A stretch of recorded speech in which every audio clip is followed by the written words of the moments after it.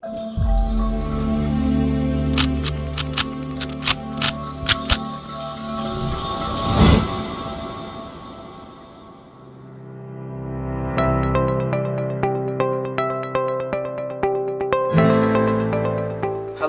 and welcome to the 10th episode of At Ease No Media. Today's topic of discussion is media autonomy, Prasar Bharati. So let's get started.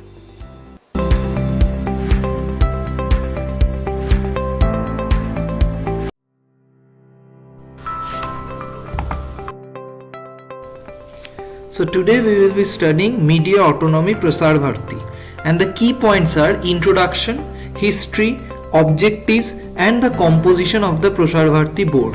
So let's start. Introduction. Prasar Bharati Corporation is a public service broadcaster in the country with Akashvani and Doordarshan as its two constituents. Akashvani dealing with All India Radio and Doordarshan, as we all know, the television part. Now the main part coming, that what is the use of Prasar Bharati? Prasar Bharati mandate to organize and conduct public broadcasting services. By conducting public broadcasting services, it informs, educates and entertains the public. The most important function of any communication is informing, educating and entertaining, that we all know. Now last, it ensures and balance development and broadcasting on radio and television. It maintains a balance between radio and television. So Prasar Bharati is not a radio unit or a television unit, but it is a combination of both. It deals with both radio and television by governing it, and it's not a government body, it's an autonomous body. Before jumping into the next slide, that is the history, I would like to request you guys, please go and watch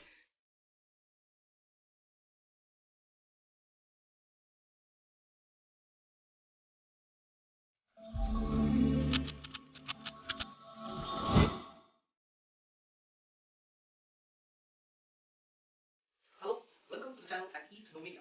In this channel, we will be discussing each and every topics of journalism and mass communication easy, so that we can crack our examination at ease.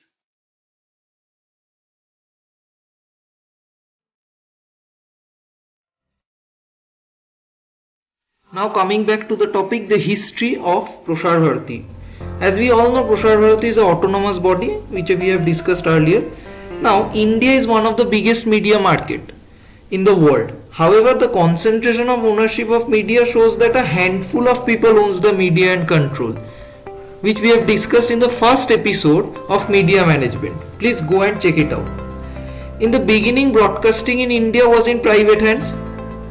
When private enterprise failed, so what happened? Initially the media control or the broadcasting was in private hand, but the private enterprise failed. So after that the government took it over, and the monopoly, the government owned monopoly till 23rd November 1997. After that industrial revolution came and the restrictions of FDI and the whole scenario repeats. So the Prasar Bharati, the monopoly of the government was till 23rd November 1997. Even when broadcasting was in private hand, the government had wide-ranging powers. Though it was in private hand, but still the government had wide-ranging powers to interfere in the media matters, to control it. The government reserved the right by imposing a complete censorship. Moving on to the objectives of Prasar Bharati. According to the Prasar Bharati Act 1990, the major objectives are: first comes the upholding unity and integrity of the country. That means Prasar Bharati is solely responsible for the medias, be it radio, that means the All India Radio, or be it television, that means the Doordarshan. It upholds the unity and integrity of the country. Coming to the next point, safeguarding the citizens' right to be informed. That means as a citizen we have the right to get updated with the news. So who is providing with the news? Who is helping us to get updated with the news?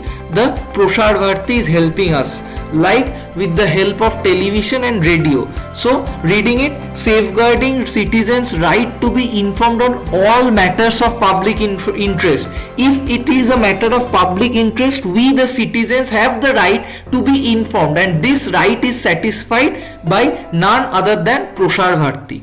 Next, promoting social justice and safeguarding the rights of working classes, minorities and tribal communities. So the Prasar Bharati also looks after the social justice and safeguards the right of working classes, minorities and tribal communities by informing them, by educating them, by awareing them. So media is not for the literate ones. The people who are less fortunate, who cannot read, they will be also updated. They will also get the information with the help of radios. So this responsibility is taken by Prasar Bharati. This is another objective of Prasar Bharati. And last but not the least, creating awareness among the women issues, taking special steps to protect the interest of children. So women and children, this special steps, their welfare is also taken by, is also guaranteed by the Prasar Bharati. Now the objectives with special attention. The Prasar Bharati focuses specially on education. With the help of education, they spreads literacy. After education, there comes the agricultural part.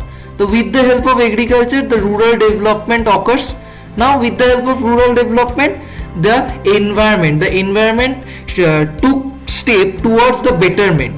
If the environment is alright, then the health and family welfare. Then they shift their focus to health and family welfare.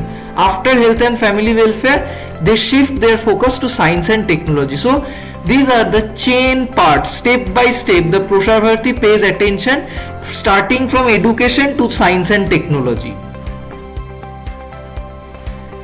Now coming to the final part, the composition of Prasar Bharati board. So the Prasar Bharati board comprises of a chairman, followed by an executive member, also known as the chief executive officer. So chairman holds the top position. After that coming the members.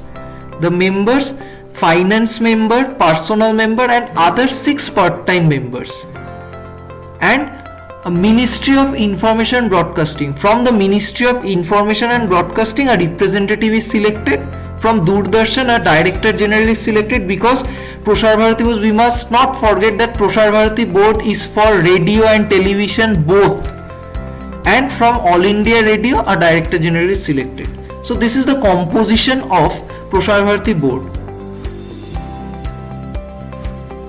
And the tenure of office of this chairman and executive of all the member is 6 years. That means they can provide their service up to 6 years, subject to the age limit of 62 years. That means the moment they are turning 63 years, they are not eligible for the Prasar Bharati board. Hey you guys, thanks for watching this video. Keep supporting.